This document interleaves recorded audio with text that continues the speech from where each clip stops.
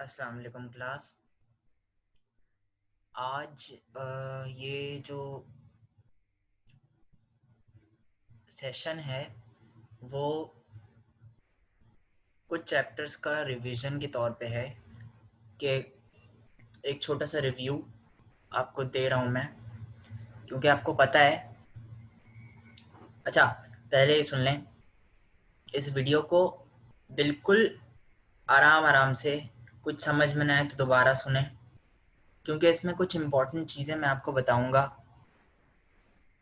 दूसरा ये कि आपको जैसे पता है कि ट्यूसडे से आपकी क्लासेस वापस फ़िज़िकल स्टार्ट हो रही हैं और इंशाल्लाह यही दुआ है कि अब आगे फ़िज़िकल ही कंटिन्यूड रहें, क्योंकि जो फ़िज़िकल क्लासेस का जो अपना एक फॉर्मेलिटीज़ होती हैं वो आपको कभी भी एक ऑनलाइन सेशन में नहीं मिलेगा।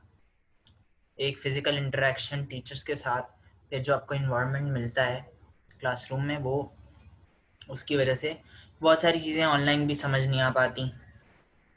ठीक है, कुछ टेक्निकल चीज़ें होती हैं जो नहीं समझ आती, वो फ़िज़िकल ही समझ आती हैं। फ़िज़िकल क्लास में टीचर ऑनलाइन क्लास में कभी मिस हो जाता है, कभी क्वेश्चंस मिस हो जाते हैं, स्टूडेंट सही से कनेक्ट नहीं हो पाते, इंटरनेट इश्यूज़ वगैरह वगैरह। तो आपको फ़िज़िकल क्लासेस में बहुत बड़ा बेनिफिट मिलता है। इंशाल्लाह ट्यूसडे से आपकी क्लासेस फ़िज़िकल होंगी। ठीक है, आपको स्कूल आना है प्रॉपर जैसे आते थे आप। ठीक है, और आप जो है वो, क्योंकि कोविड-19 की वजह से जो है वो थोड़ा एसओपीज़ का ख़्याल रखना पड़ेगा, और आपको मास्क वग़ैरह और अपने हैंड वॉश करके आने पड़ेंगे, सैनिटाइज़र लगा कर आना पड़ेगा आपको। ये सब चीज़ें तो आपको ख़ुद करनी पड़ेंगी। ठीक है, ये आपको कोई नहीं करवाएगा, ये मतलब आपको खुद करनी पड़ेंगी। अब आप इतने बड़े बड़े बच्चे हो गए हैं, ठीक है, आप में इतनी समझ आ गई है, मेचोरिटी आ गई है, एक मास्क जो है वो आप लेके रख लें। ठीक है, क्योंकि वही आपको पहनना पड़ेगा, कहीं बाहर भी जाए तो आप वो पहन के जाएं। दूसरा ये कि हैंड सैनिटाइज़र, बहुत छोटी सी बॉटल मिलती है हैंड सैनिटाइज़र की, वो अपने साथ ही रखें, अपनी पॉकेट में रखें। और फिर आप जब खाना खाने से पहले या कहीं बाहर जाएं या हाथ मिलाने से पहले, ठीक है, आप उसको लगा लें। ठीक है, जर्म से आप बचे रहेंगे। ठीक है, बहरहाल ये तो कुछ थोड़ी एहतियात मैंने बता दी। अब anyways come to the topic. ठीक है, मैं फर्स्ट 5 चैप्टर का रिव्यू दे रहा हूँ। इंट्रोडक्शन टू फिज़िक्स पहला चैप्टर था, जिसमें मैंने आपको फिज़िक्स के बारे में बताया था। ठीक है, अच्छा, फिज़िक्स है, उसकी ब्रांचेज आ गई हैं, ये सारी इसकी ब्रांचेज हैं। इसके अलावा ये आपको मिलेगा साइंटिस्ट हैं जो फिजिस्ट हैं, फिजिस्ट कहते हैं इन्हें। ये सारे वो साइंटिस्ट हैं जो जिन्होंने फ़िज़िक्स में अपनी कंट्रीब्यूशंस दी थी। ठीक है, जिनके काम थे। फिर ये और मज़ीद ब्रांचेज आ गई, ये सब आपको एज इट इज़ ऐसे ही याद करना है। ठीक है, बुक में बहुत सारी डेफिनेशंस हैं, तो इसमें थोड़ा सा कम कंटेंट है, लेकिन आप बुक में जितनी भी डेफिनेशन है वो सारी आप बुक से याद कर लें, और बाकी जितनी इसमें है वो आप इसमें से याद कर लें। ठीक है। अच्छा, बाकी मैंने आपको रिव्यू जो दिया, जो मैंने आपको चैप्टर पढ़ाए हैं, जो मैंने आपको वीडियोस पहले दे दिए हैं 1 से 5 तक, आप वो आपके पास सेव होंगी, आप उन्हें दोबारा खोल कर देखें। मैंने ये वीडियो जो है वो ये सेशन मैंने इसलिए रखा है ताकि मैं आपको बता सकूं कि किस चैप्टर में क्या क्या कंटेंट है। ठीक है, फिर मेजरमेंट नंबर 2 चैप्टर, बहुत पहला वाला चैप्टर बहुत छोटा सा था, उसमें बहुत सारी चीज़ें एज इट इज़ ऐसी याद करनी है, उसमें कोई चेंजेस नहीं है। मेजरमेंट में आपको ये एरर वगैरह का बताया था। फिर मैंने आपको ये टूल्स के बारे में, इंस्ट्रूमेंट के बारे में बताया था। वर्नियर कैलिपर हो गया, इसके अलावा स्क्रू गेज हो गया। ठीक है, फिजिकल बैलेंस, स्टॉप वॉच, ये सब आपको ये वो डिवाइसेस हैं जिनसे आप मेजर करते हो। स्टॉप वॉच से टाइम मेजर होता है, फिजिकल बैलेंस से मास मेजर होता है, मेजरिंग सिलेंडर से वॉल्यूम मेजर होता है। तो ये सारी डिवाइसेस हैं जिनसे आप मेजर करते हो। फिर यूनिट्स हैं, हर एक क्वांटिटी का एक यूनिट होता है। फिजिकल क्वांटिटीज़ के अपने अपने यूनिट होते हैं, जैसे लेंथ का यूनिट मीटर होता है, मास का किलोग्राम होता है, टाइम का सेकंड होता है, फर्दर एक्सेट्रा। फिर डिराइव्ड यूनिट्स आ गए नीचे ये सारे, यानी कि ये फंडामेंटल यूनिट्स से ड्राइव्ड यूनिट्स निकले हैं, यानी कि फंडामेंटल यूनिट्स के बाद ड्राइव्ड यूनिट्स आते हैं। ये मीटर, किलोग्राम, सेकंड, ये सारी डेफिनेशंस हैं, इनको आपको एज इट इज़ ऐसे ही याद करना है, ठीक है। इसमें कोई चेंज नहीं है, इसमें आप वर्डिंग्स की गलती नहीं करिएगा, क्योंकि ये एक स्टैंडर्ड डेफिनेशन है, और स्टैंडर्ड डेफिनेशंस कभी भी वर्डिंग्स में आगे पीछे नहीं होती। वर्डिंग में हल्की सी भी वर्डिंग आगे पीछे होगी, पूरी डेफिनेशन का मतलब बदल जाएगा और आपके नंबर कट जाएंगे। तो बेहतर ये है कि आप इसको ऐसे ही रट्टा मारें, क्योंकि सेकंड, किलोग्राम, ये मीटर की डेफिनेशन आपको ऐसे याद करनी पड़ेगी। अच्छा, इसमें भी थोड़ा सा कंटेंट कम है, आप जो है वो इसको जितना पोर्शन इसमें है वो आप इसमें से याद करें, बाकी जितना पोर्शन आपके बुक में है आप वहाँ से याद करें, ठीक है। मार्किंग करें और वहाँ से याद करें। बुक भी आपको कोई सजाने के लिए नहीं दी हुई, बुक भी आपको जो है वो पढ़ने के लिए दी हुई है, तो बुक को खोलें, उसको पढ़ें, उसमें से एमसीक्यूज आते हैं। फिर चैप्टर नंबर 3 काइनेमेटिक्स, ये भी मैंने आपको जो है वो डिटेल में चैप्टर पढ़ाया था। Rest, motion, speed, velocity, formula और उसका फार्मूला, उसका यूनिट, ये सब जो है वो बहुत इम्पॉर्टेंट है, और ये अक्सर इसकी डेफिनेशन पूछी जाती है। और आप लोगों को ये डेफिनेशन, जैसे इसमें लिखा हुआ है स्पीड की, स्पीड पहले हेडिंग डालिएगा स्पीड की। फॉर सपोज अगर स्पीड की डेफिनेशन पूछ ले वो, तो आप पहले स्पीड की हेडिंग डालिएगा। 2 डेफिनेशन है, और करके आप कोई भी एक लिख लें, मसला नहीं है। फिर फार्मूला की हेडिंग डाल के जो है वो यूनिट लिखेंगे। ओ सॉरी, फार्मूला की हेडिंग डाल के आप उसका फार्मूला, जो एक्चुअल फार्मूला है वो लिखेंगे। फिर यूनिट की हेडिंग डाल के उसका यूनिट लिखेंगे, ठीक है। इस तरह से मैं आपको प्रेजेंटेशन बता रहा हूँ कि किस तरह से करना होता है पेपर।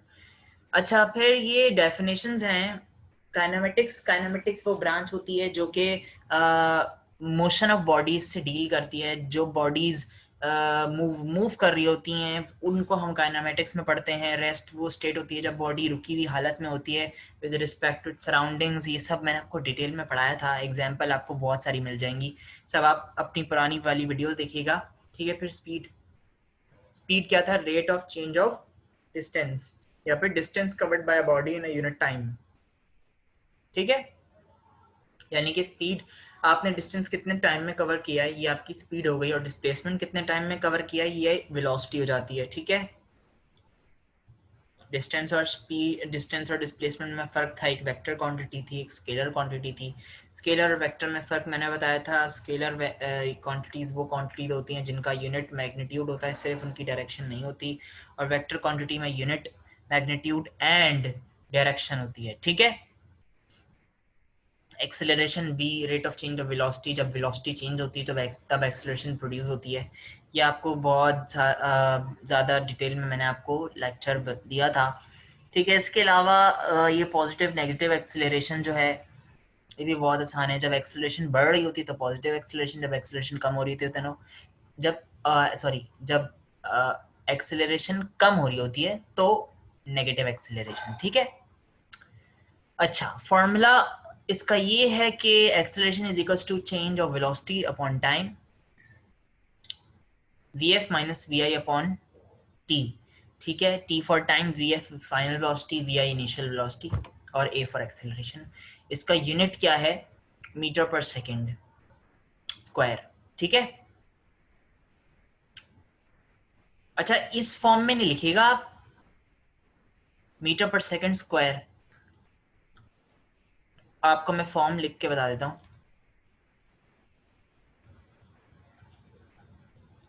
मीटर, m लिखा, स्लैश डाला, s लिखा सेकंड, और छोटा सा 2 बना दिया, मीटर पर सेकंड स्क्वायर। इस तरह से लिखना है आपने, इस तरह से नहीं लिखना, सही है। जितने भी यूनिट्स हैं आपको इस तरह से नहीं लिखने, इस तरह से सिंबल की फॉर्म में लिखने, सही है। अच्छा, फिर वेलोसिटी हो गया, kinds of velocity, uniform velocity, variable velocity. Uniform से अब जाहिर हो रहा है क्या, मतलब यूनिफॉर्म का क्या होता है? सेम, यानी कि अगर वेलोसिटी बिल्कुल चेंज नहीं हो रही हो, एक गाड़ी है जो कि 20 मीटर पर सेकंड की वेलोसिटी से चलती जा रही है तो यूनिफॉर्म वेलोसिटी, और अगर उसकी वेलोसिटी बार बार चेंज हो रही है, कभी 20 हो रही है, कभी रुक रही है, 0 हो रही है, कभी फिर तेज हो रही है, कभी फिर हटकी हो रही है, तो वेरिएबल वेलोसिटी।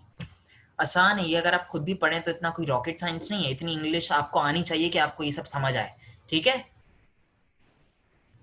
अच्छा, फिर टाइप्स ऑफ मोशन मैंने आपको बहुत डिटेल में पढ़ाया था, ये सब पेपर में पूछा जाएगा, ठीक है।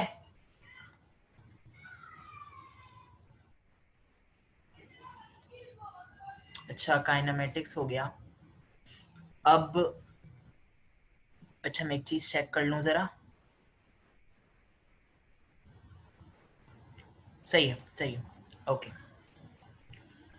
अच्छा, यहाँ पे देखें, ये आपके पास ये यहाँ पे कहाँ, हाँ, लिमिटिंग फ्रिक्शन, ये जो है वो चैप्टर नंबर 4 का है, तो इसमें आ गया है, और ये पावर जो है वो चैप्टर नंबर 8 का है, ठीक है।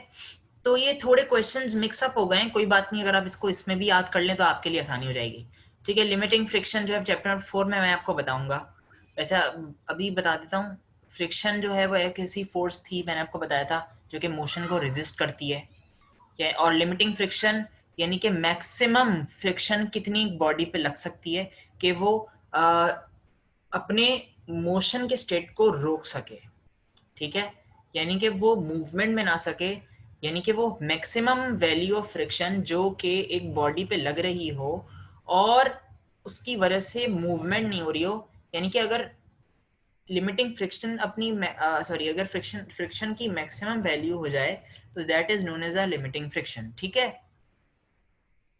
इनर्शिया क्या था, मैंने आपको बताया था कि जब एक बॉडी जो है वो स्टेट ऑफ चेंज को रेजिस्ट करे, यानी कि अगर वो चेंज, अगर वो रेस्ट में है तो वो मोशन में ना आना चाह रहा हो, और अगर वो मोशन में है तो वो रेस्ट में नहीं आने चाह रही हो, ठीक है। ये चेंज को रेजिस्ट करना, चेंज को अपोज करना, ये इनर्शिया कहलाता है, ये प्रॉपर्टी किसी भी बॉडी की इनर्शिया कहलाती है, ठीक है। फिर पावर जो है वो वर्क, मैंने आपको बताया था कि जब भी कोई बॉडी डिस्प्लेसमेंट कवर करती है on the application of force, that is known as work, और कितने टाइम में वर्क किया जा रहा है, this is known as power, सही है।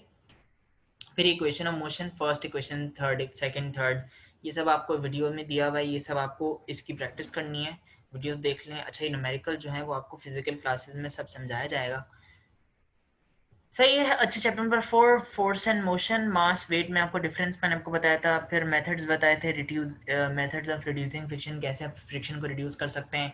अगर फ्रिक्शन ज़्यादा है तो जंग जब लग जाता है, किसकी वजह से लगता है, फ्रिक्शन की वजह से लगता है, तो आप क्या करते हो, या तो ऑयलिंग करते हैं दरवाज़ों पे, जब आप दरवाज़ा बंद करते हैं तो एक आवाज़ आती है, तो उसको ख़त्म करने के लिए अक्सर लुब्रिकेंट डाले जाते हैं, ऑयल वगैरह, ताकि वो आवाज़ ख़त्म हो जाए दरवाज़ों में से। या फिर जो है वो, अगर आप किसी चीज़ को धक्का लगा रहे हैं तो आप किसी गाड़ी पे रख लेते हैं, क्योंकि रोलर रोलिंग फ्रिक्शन काफ़ी कम होती है स्टैटिक फ्रिक्शन से। फ्लैट सरफेस पे जो फ्रिक्शन होती है, चपटे चपटे सरफेस पे, फ्लैट सरफेस पे जो फ्रिक्शन होती है, that is known as static friction.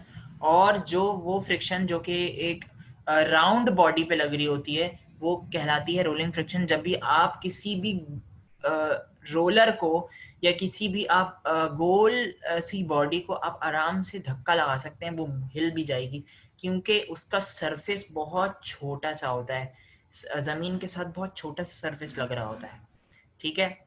इसका मैं आपको बता देता हूँ, अगर ये एक बॉक्स है, ये भी ज़मीन पे रखा हुआ है, ठीक है, और एक गोल सी बॉडी ये भी ज़मीन पे रखी हुई है, आप इस वाली बॉडी को आराम से हिला सकते हो, लेकिन इस वाली बॉडी को हिलाने में आपको मुश्किल होगी, इसको मूव कराने में मुश्किल होगी, बल्कि इस वाली को आप आराम से मूव करा लोगे, इस वाली को आप मूव नहीं करा पाओगे। क्यों? वजह यह है कि ये इतना बड़ा सरफेस ज़मीन से टकरा रहा है और ये बहुत छोटा सा सरफेस ज़मीन से टकरा रहा है, जब भी रोलिंग फ्रिक्शन जो है वो कम होती है और स्टैटिक फ्रिक्शन ज़्यादा होती है।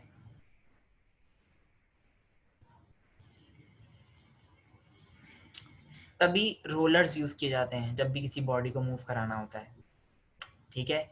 इसके अलावा प्लेन के जो सरफेस होते हैं वो इस तरह से बनाए जाते हैं, प्लेन जो, अगर आपने एरोप्लेन देखा है तो एरोप्लेन का इस तरह से मुंह होता है, ये विंडो होती है, ठीक है, ये एरोप्लेन की विंडो होती है, और ये इस तरह से जो है वो एरोप्लेन का जो फ्रंट वाला पोर्शन है बनाया जाता है ताकि ये जो एयर फ्रिक्शन है वो डायरेक्टली ना लगे, टकरा के हवा ऊपर चली जाए, इस तरह इस वजह से, वरना एक्सीडेंट्स होने का थोड़ा सा चांसेस बढ़ जाते हैं। ठीक है, ओके। फिर लीनियर मोमेंटम, मोमेंटम मैंने आपको पढ़ाया था। इसके अलावा मोमेंटम की डेफिनेशन क्या थी? The product of mass and velocity. फिर अच्छा ये आर्किमिडीज प्रिंसिपल और इसके अलावा लॉ ऑफ हीट एक्सचेंज, ये सब आगे चैप्टर में आप पढ़ेंगे। तो अभी आपको सिर्फ law of conservation of motion और लॉ ऑफ इनर्शिया पढ़ना है। ये ये जो नीचे वाले में अगर ये गिवन, हाँ, ये चैप्टर नंबर 4 में नहीं इंक्लूडेड है, ये चैप्टर नंबर 4 में इंक्लूडेड नहीं है। सही है, लॉ ऑफ इनर्शिया और law of conservation of momentum जो मैंने आपको पढ़ाया था। सही है, ये आर्किमिडीज प्रिंसिपल चैप्टर 10 का है, law of heat exchange chapter 11 का है। ठीक है, ये आपको जब रिस्पेक्टिव चैप्टर्स आपको अब आपको फिजिकल क्लासेस में पढ़ाए जाएंगे तो ये आपको जब भी समझा दिए जाएंगे। ठीक है, तो अभी फिलहाल इसको छोड़ दें।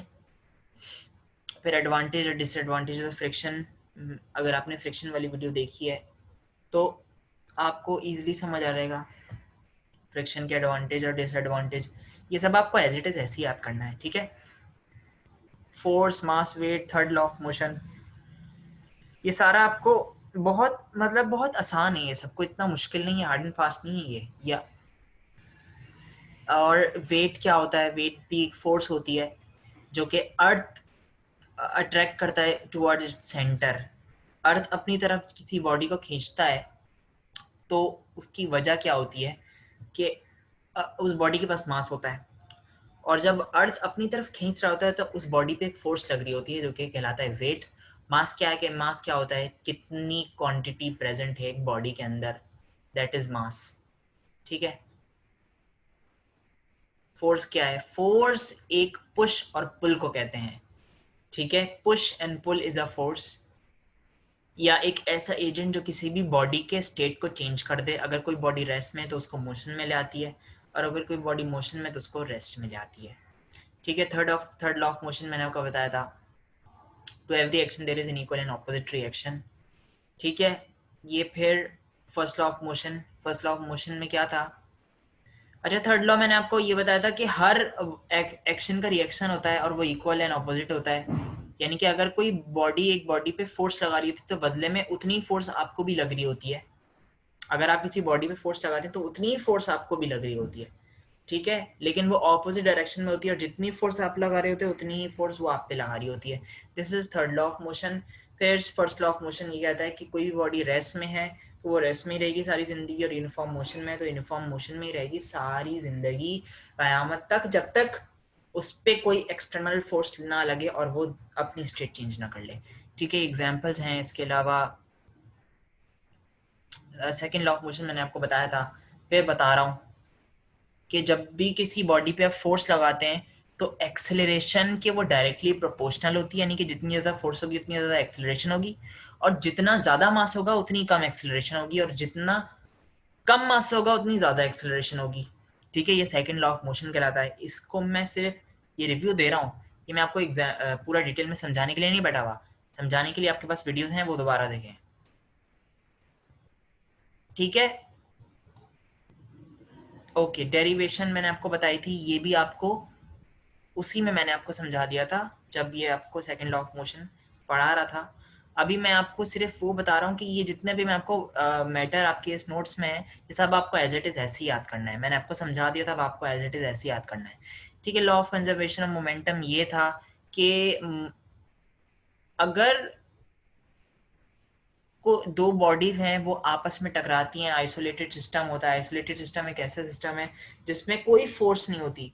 हमारा अर्थ आइसोलेटेड नहीं है क्योंकि यहाँ पे हर तरफ से फोर्स लग रही होती है। आइसोलेटेड सिस्टम एक ऐसे सिस्टम है जहाँ पे किसी किस्म की कोई फोर्स ना हो, जैसे स्पेस, आउटर स्पेस में, outer space is an isolated system, वहाँ पे कोई फोर्स नहीं होती। अगर वहाँ पे एक बॉडी रेस्ट में ना तो रेस्ट में ही रहेगी, और एक वहाँ पे अगर आप बॉडी को एक मोशन में ले आते ना तो वो मोशन में ही रहेगी, जब तक आप उसे रोकोगे नहीं वो मोशन में ही रहेगी। तो यहाँ पे होगा कि एक आइसोलेटेड सिस्टम कंसिडर किया है, उसमें दो बॉडीज जो हैं वो मूव कर रही हैं, ठीक है, दोनों बॉडीज आपस में टकराती हैं, दोनों की वेलोसिटीज इंटरचेंज रहती हैं। ठीक है, एक बॉडी की वेलोसिटी दूसरी बॉडी की वेलोसिटी में तब्दील हो जाती है और दूसरी बॉडी की वेलोसिटी जो है वो जो पहली बॉडी थी उसकी बॉडी में जो है वो चली जाती है, मतलब दोनों की आपस में इंटरचेंज हो जाती है वेलोसिटी जब दोनों टकराती हैं, लेकिन ये सिर्फ एक आइसोलेटेड सिस्टम में होता है। ठीक है, तो हुआ ये कि आपको पता है कि यहाँ पे अगर आपको लिखा हुआ है m1u1 प्लस m2u2, यानी कि ये दो बॉडीज थी, एक लार्जर बॉडी है एक स्मॉलर बॉडी है, इसकी वेलोसिटी u1, इसकी वेलोसिटी u2, मैंने सिर्फ ऐसे ही नाम दे दिया, इसका मास m1, ठीक है, इसका मास m2, ठीक है, दोनों मूव कर रही हैं, किसी वजह से टकरा जाती हैं, जैसे ही ये टकराएंगी इनकी वेलोसिटीज आपस में इंटरचेंज रहेगी। अब देखिए ना मास बदल रहा है ना ही वेलोसिटीज बदल रही हैं, सिर्फ फर्क क्या आ रहा है कि वेलोसिटीज इंटरचेंज हो गई, जो u1 थी वो अब इधर आ गई और u2 इधर आ गई, लेकिन अब इनको चेंज करना पड़ेगा ना, तो अब जो भी फाइनल वेलोसिटीज होंगी, अभी इनिशियल वेलोसिटीज थी, अब जो भी फाइनल वेलोसिटीज होंगी वो वो आपके पास, मैं आपको इसको साफ करके बना देता हूँ सही से,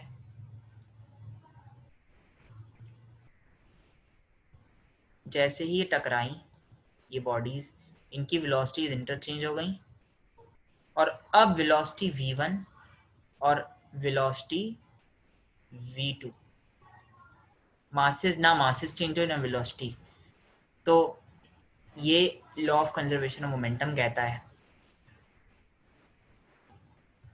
कि जो टोटल मोमेंटम टकराने से पहले का और टोटल मोमेंटम टकराने के बाद का बराबर होते हैं। ठीक है, फिर ये आपको डेरिवेशन, ही काफ़ी बड़ी डेरिवेशन है, ये आपको क्लास में समझाई जाएगी। Tension, tension in a string और टेंशन की डेरिवेशन है, फिर न्यूमेरिकल, ये सब आपको फिजिकल क्लास में समझाए जाएंगे। फिर स्केलर वेक्टर मैंने बहुत डिटेल में समझाया था, स्केलर वेक्टर मजीद मुझे इसको समझाने की ज़रूरत नहीं है, सिर्फ मैं बता रहा हूँ स्केलर वेक्टर दो क्वांटिटीज़ होती हैं, फिर इनकी फर्दर इनकी एग्जांपल्स हैं। रेजोल्यूशन ऑफ वेक्टर में क्या था, वेक्टर को दो हिस्सों में तोड़ दिया था, फिर उसकी डेरिवेशन हमने करी थी, sine theta cos theta tan theta, याद है आपको, रिकॉल करें। अच्छा, फिर ये head to tail rule, addition of a vector, इसके अलावा न्यूमेरिकल्स फिर इसके आते हैं, ये सब आपको फिजिकल क्लासेस में समझाए जाएंगे। ठीक है, ये आपका 5 चैप्टर का रिव्यू था, एक छोटा सा मैंने रिव्यू दिया। ठीक है, और आप अपनी पुरानी वीडियोस को बार बार देखते रहा करें, समझे आप, क्योंकि वो आपके लिए दी गई हैं, आपको याद करने के लिए दी, आपको आपकी समझने के लिए दी हुई हैं, याद करने के लिए आपको मटेरियल प्रोवाइड किया जा रहा है, और दूसरा आपकी बुक है, कोई चीज़ समझ नहीं आती तो आप बुक से भी देख लें और वीडियोस को दोबारा देखा करें। ठीक है, अच्छा, और आप लोग जो हैं वो न्यूनेस का जो यूट्यूब चैनल है उसको सब्सक्राइब कर दें, क्योंकि वहाँ पे वीडियोस मज़ीद डाली जाएंगी और आपको आपके साथ कांटेक्ट में उसी पे आपसे ज़्यादा कांटेक्ट में रहा जाएगा। ठीक है, फिजिकल क्लासेस में आपको मजीद इस बारे में समझा दिया जाएगा। बाकी आपको अगर आपको चैनल का नहीं पता तो आप एडमिन से कांटेक्ट कर लें, वो आपको चैनल बता देंगे, आप उसको सब्सक्राइब कर दें ताकि आप कांटेक्ट में रहें। क्योंकि एक सिस्टम बना दिया है स्कूल ने, मतलब न्यूनेस ने एक सिस्टम बना दिया ताकि आप लोगों की फिजिकल इंटरेक्शन रहे टीचर्स के साथ भी, जब फिजिकल क्लास शुरू हो जाएंगी तब भी इंटरेक्शन के लिए वो ज़रूरी होगा। ठीक है, ट्यूसडे से आप लोगों ने आना है प्रॉपर यूनिफॉर्म में और विद मास्क, सैनिटाइज़र, आप अपने आप को बिल्कुल अच्छी तरह अपने हैंड्स को वॉश करके आइएगा और थोड़ा सा एहतियात करना है। ठीक है, क्योंकि ये थोड़े 2 महीने एक दो टफ हैं, बाकी इंशाल्लाह जो है वो ये सिचुएशन इंशाल्लाह बेहतर होती जाएगी, तो फिर वैसी नॉर्मल रूटीन हो जाएगी जैसे पहले थी, थोड़ा सा भी इसमें थोड़ा एहतियात करेंगे। ठीक है, और मैं ये अब मीटिंग एंड कर रहा हूँ। ठीक है, ओके, अगर कुछ समझ नहीं आए तो आप इस वीडियो को दोबारा देख लीजिएगा। ओके।